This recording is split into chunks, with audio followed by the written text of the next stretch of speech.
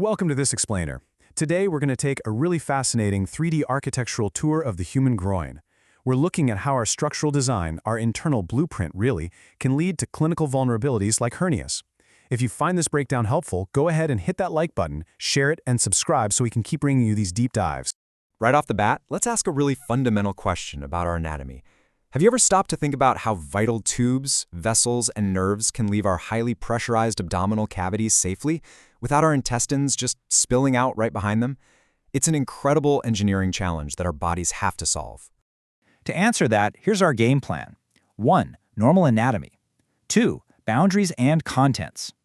3. The danger zones.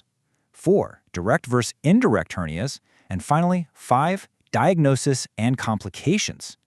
Okay, Section 1, Normal Anatomy. Let's start with the marvel of biological design that makes this all possible. So the body's brilliant solution to this plumbing problem is the inguinal canal. In adults, this is basically a 4-centimeter-long slanted tunnel sitting right there in the lower anterior abdominal wall. Think of it kind of like an angled escape hatch, cutting through a thick castle wall. It serves as a secure conduit, starting deep inside at what's called the deep inguinal ring and popping out just under the skin at the superficial inguinal ring.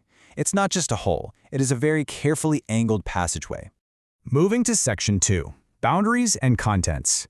Now, if you think of this canal as a hallway inside a house, let's look at the actual blueprint of its walls and the residents who occupy it. The most crucial thing to grasp is that this canal has 4 very specific walls keeping everything contained. Medical students actually use a great mnemonic for this, MALT. M for the muscles making up the roof. A for the aponeuroses forming the anterior wall. L for the ligaments making the floor. And T for the transversalis fascia acting as the posterior wall. So it's a fully enclosed, 3-dimensional space. And when you cut a cross-section of that hallway, you can see exactly how these tough outer layers and inner fascia wrap securely right around the vital contents passing through the center. Under normal conditions, these walls are actually collapsed inward. They act like a tight one-way valve to prevent your other abdominal organs from slipping in and getting stuck.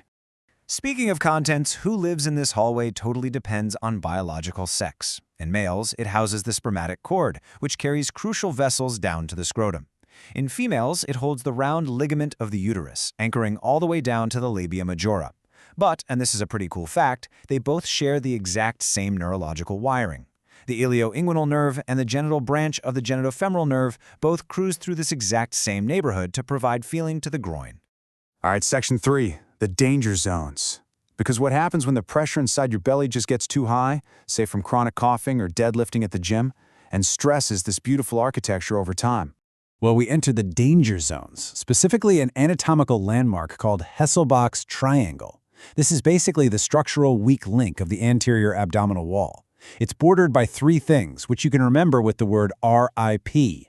R for the rectus abdominis muscle medially, I for the inferior epigastric vessels laterally, and P for poo parts, or the inguinal ligament at the bottom.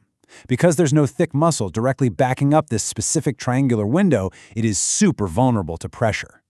Now, those inferior epigastric vessels are incredibly important. They act as the absolute dividing line, the boundary marker that surgeons rely on to classify exactly what type of structural breach they're dealing with. Which brings us to the climax of our architectural tour, Section 4, Direct versus Indirect Hernias. Let's break down the breach itself. So, a hernia is simply tissue pushing out where it shouldn't. An indirect hernia is the sneaky one. It slips right through the canal's natural opening, that deep ring, sitting lateral or to the outside of those epigastric vessels. We usually see this because of a congenital defect, like something just didn't close properly before birth. A direct hernia, on the other hand, uses brute force. It blasts straight through that weakened posterior wall right inside Hesselbach's triangle, medial to the vessels. This one is usually an acquired weakness, thanks to aging or years of mechanical strain. When you compare these 2 pathways, it's fascinating. The indirect hernia travels all the way down the natural angled pathway of the canal, following the cord. But the direct hernia, it completely ignores that entrance. It just shoves the weakened back wall straight forward, creating a visible direct bulge. Summarizing these clinical differences is absolutely crucial. Get this.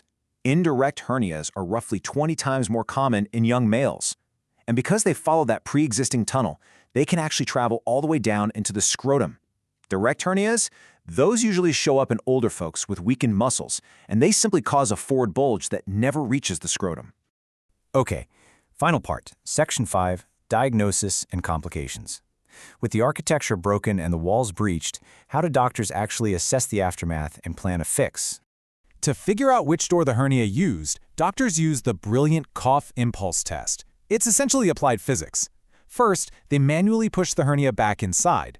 Then, they press their thumb firmly right over that deep inguinal ring, basically locking the front door. Then, they ask the patient to cough, which naturally spikes their internal pressure. If nothing pops out, boom. It means the hernia was trying to use that blocked door, so it's an indirect hernia. But if a bulge pushes forward anyway, despite the thumb blocking the ring, it proves the hernia is busting directly through the weakened wall. And if you're thinking this is some rare occurrence, no way. Inguinal hernias will affect roughly 25% of all men in their lifetime. That's 1 in 4. The sheer lifetime risk highlights just how much mechanical stress this region endures every single day. But it isn't just an annoyance. It can be incredibly dangerous. If it's ignored, a patient risks what's called an incarcerated hernia. That's when the protruding intestine gets permanently trapped in the sac. Because the walls of the canal are so tight, it can literally choke off the blood supply to that trapped intestine, turning it into a strangulated hernia. And that is a life-threatening surgical emergency requiring immediate action. When it's time to fix the breach today, modern surgeons often go in laparoscopically. This means they get to look at the whole area, the myopectoneal orifice, from the inside out. This expansive, wide-angle view allows them to visualize every single potential weak point, direct, indirect, all of it, at the exact same time. And to permanently fix it, they perform a tension-free repair. Instead of pulling weak tissues tightly together with stitches, they lay down a large prosthetic mesh that covers the entire orifice.